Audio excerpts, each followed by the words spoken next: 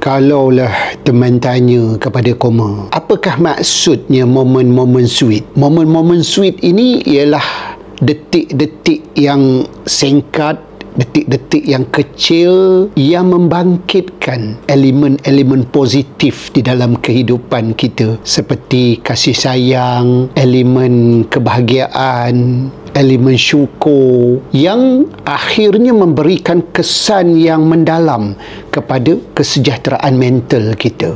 Itu pentingnya momen-momen sweet di dalam kehidupan kita ini. Jadi sekarang ni teman nak tunjukkan antara contoh-contoh momen sweet. Sweet ke? Jom kita tengok. Bi, ingat tau, kalau siapa-siapa nak berkenalan jawab ke apa? Tak boleh, sudah mempunyai isteri. Kalau ada orang nak minta nombor telefon? Saya bagi nombor isteri saya. Kalau ada orang nak tumpang kereta? Tak boleh, kereta saya untuk isteri saya sahaja. Kalau ada orang tanya kerja kat mana? Kerja dengan isteri. Kalau ada nak pinjam duit? Tak boleh, gaji saya untuk isteri saya sahaja. Bagus. Nah, duit belanja. Jangan boros-boros. Baik. Bye. I love you. I love you too. Itu umpah Koma. Kalau kopi ni momen sweet, jenuh. Tak ada teman. Walaupun penuh dengan kata-kata yang baik, ada elemen kasih sayang kat situ, tapi yang ini memang tumpah. Tak apalah, mari kita tengok yang satu lagi pula momen sweet. Yang ini sweet ke tidak? Hai, dari mana? Tadi pergi pamit. Dari mana hendak ke mana? Daripada hati nak ke hati. Okey, I nak tanya you. Kalau I jadi kasut, you jadi apa? Kalau you jadi kasut, I jadi apa?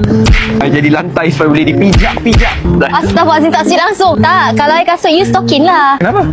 So, kita akan sentiasa bersama-sama menjalani kehidupan. Kalau saya matahari, you apa? Bulan. Kenapa bulan? So, kita boleh bersinar bersama-sama. Okey, dah lah. Baru betul sweet. Kalau Mika jadi kasut, teman jadi apa? Teman jadi stokin. Barulah betul Koma.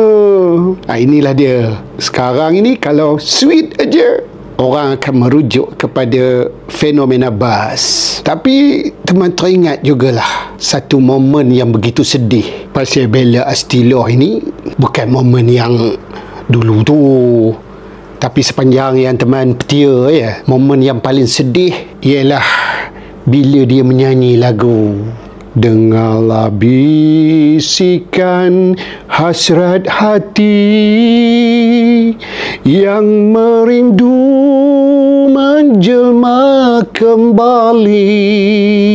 Lepas itu Tun Dr. Siti Hasmoh pula main biola. Ada tak kamu tengok momen itu? Sedih benar rasa tengoknya. Rasanya inilah antara lagu terbaik yang dinyanyikan oleh Bella.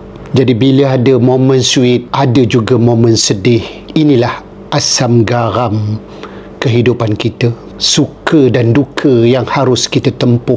Jadi kita raikanlah kehidupan kita ini. Cuma kena ingat, jodoh di tangan Tuhan.